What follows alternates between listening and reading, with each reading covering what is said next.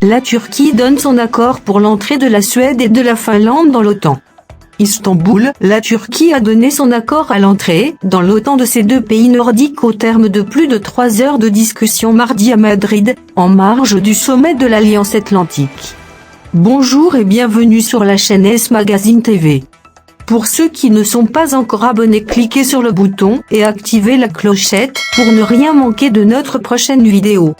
Le président turc Recep Tayyip Erdogan a obtenu la pleine coopération de la Finlande et de la Suède contre les combattants kurdes du PKK et leurs alliés, a annoncé la présidence turque mardi soir dans un communiqué.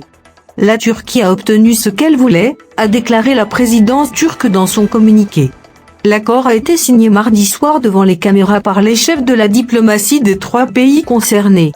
Les 2 pays candidats se sont engagés à la pleine coopération avec la Turquie dans la lutte contre le Parti des travailleurs du Kurdistan, considéré par Ankara et ses alliés occidentaux comme une organisation terroriste, ainsi que contre les mouvements qui lui sont affiliés, est-il précisé dans ce texte.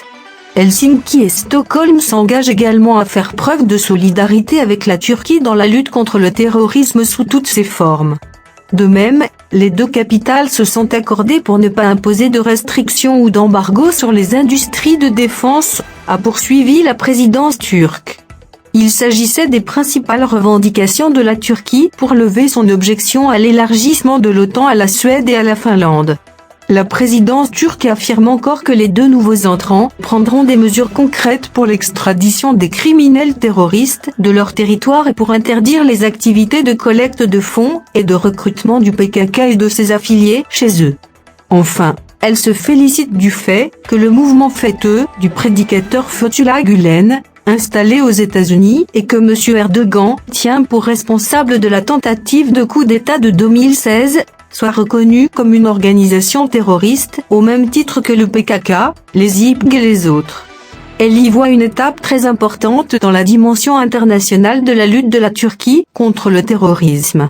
Les pays de l'OTAN vont inviter officiellement mercredi ces 2 pays à rejoindre l'alliance après la levée du veto turc, a pour sa part annoncé son secrétaire général Jens Stoltenberg devant la presse à Madrid.